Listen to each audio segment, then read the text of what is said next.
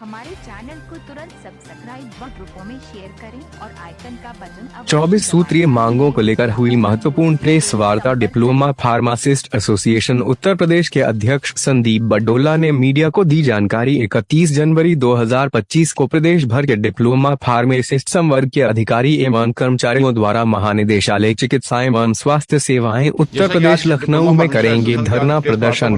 क्या है मुद्दा, क्या उद्देश्य है इसका?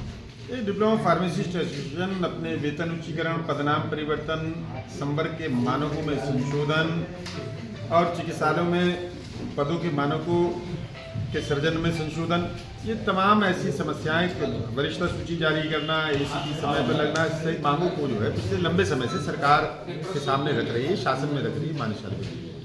पदनाम परिवर्तन तो मेरी माननीय मुख्यमंत्री जी, माननीय स्वास्थ्य मंत्री जी और शासन पर भी सहमति है, लेकिन आश्चर्य का विषय है कि मान्यशाला और शासन स्तर पर जो हमारा 24 सूत्री मांग पत्र है, इस पर कोई कार्रवाई नहीं की जा रही है, कोई सुनवाई नहीं हो रही है। और सबसे बड़ी विडंबना हमारे सामने है कि सरकार बार बार कह रही है कि मान्यता प्राप्त संगठनों के पदाधिकारियों से शासन और मान्यशाला या विभाग अध्यक्ष समय समय पर वार्ता करें, हर माह वार्ता करें, उनकी समस्याओं को सुने, उसका निराकरण करें। ये मुख्य सचिव के कई बार आदेश जारी, अभी पिछले माह भी मुख्य सचिव महोदय ने आदेश जारी किया, सरकार बार बार। लेकिन खेद का विषय है कि शासन में और महानिदेशालय में पिछले 5 वर्षों से मान्यता प्राप्त संगठन की कोई वार्ता संपन्न नहीं। जब वार्ताएं नहीं होंगी तो समस्याओं का निराकरण नहीं होगा।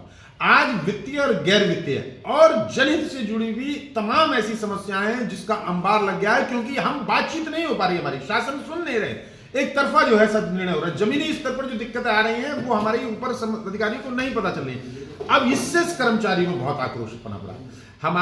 मैं कहता हूं कि वेतन उच्चीकरण जैसी बड़ी मांग है, इस पर समय लग सकता है, लेकिन तमाम समस्याएं, जब पदनाम परिवर्तन के लिए 250-300 माननीय विधायक और सांसदों ने पत्र लिखा सरकार को, 250-300 माननीय विधायकों ने सरकार को पत्र लिखा, माननीय मुख्यमंत्री जी सहमत हैं, माननीय स्वास्थ्य मंत्री जी सहमत हैं, अब किसकी सहमति की आवश्यकता? लेकिन पदनाम, कोई सरकार का वित्तीय भार नहीं बढ़ रहा।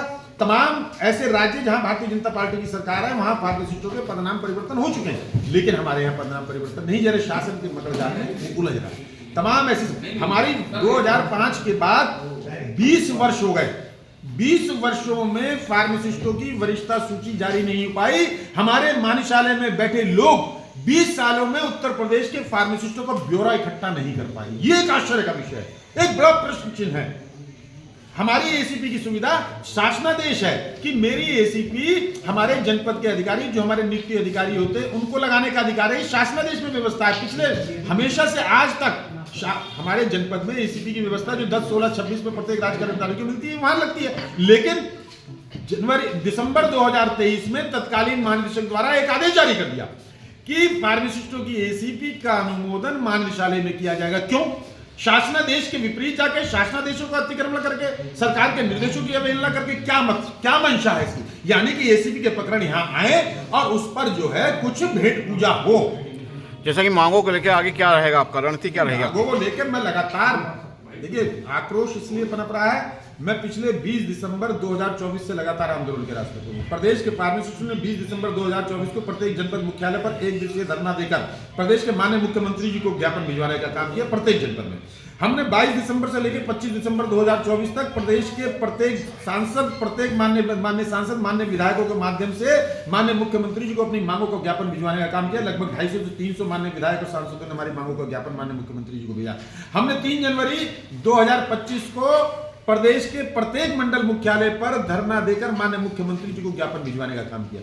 उसके बाद भी न शासन में न महानिदेशालय में किसी भी प्रकार का कोई प्रयास इस मांग पत्र 24 सूत्री जो मांग पत्र है इसको लेकर नहीं किया गया, न ही मांगों का निराकरण करने का प्रयास किया गया। जो छोटी छोटी समस्याएं, ड्रग वेयर हाउस से फार्मासिस्ट दवाई किस प्रकार ले जाएगा? फार्मासिस्ट की जिम्मेदारी नहीं है, फार्मासिस्ट अपने खर्चे पर, अपने वाहन से दवाई ले जाता है, सरकार कोई व्यवस्था नहीं करती। 2 साल पहले जनपद फैजाबाद में एक फार्मासिस्ट की मुख्यमंत्री आरोग्य मेले के लिए दवाई ले जाते हुए 2 बोरी मोटरसाइकिल के ऊपर रख कर ले जाते हुए उसकी मोटरसाइकिल डिसबैलेंस हुई, उसकी ऑन द स्पॉट डेथ की। ऐसे उदाहरण है। उसके बाद भी सरकार नहीं चेत रही, उसके बाद भी शासन में बैठे अधिकारी बात नहीं करे। अब 31 जनवरी को हम महानिदेशालय का घेराव करने जा रहे हैं। पूरे प्रदेश के पूरे फार्मेसिस्ट संवर्ग के समस्त अधिकारी और कर्मचारी महानिदेशालय पहुंचेंगे, महानिदेशालय का घेराव करेंगे। आवश्यकता पड़ेगी तो वहां से हम कूच करने का काम भी करेंगे और उसके बाद वहीं पर हम आंदोलन की घोषणा करेंगे। उस आंदोलन में यदि हमें सरकार में बैठे लोगों का, अधिकारियों का रुख सही नहीं लगा तो हम अनिश्चितकालीन हड़ताल जैसे आंदोलन के लिए बाध्य होंगे।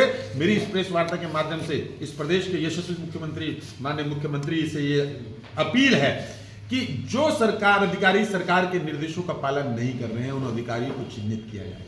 सरकार के जो निर्देश हैं उन निर्देशों का पालन नहीं हो रहा है, कर्मचारियों का आक्रोश सरकार के प्रति बढ़ रहा है। उन अधिकारियों को निर्देशित किया जाए कि कर्मचारी संगठनों से वार्ता करके उनकी समस्याओं का निराकरण समय समय पर किया जाए।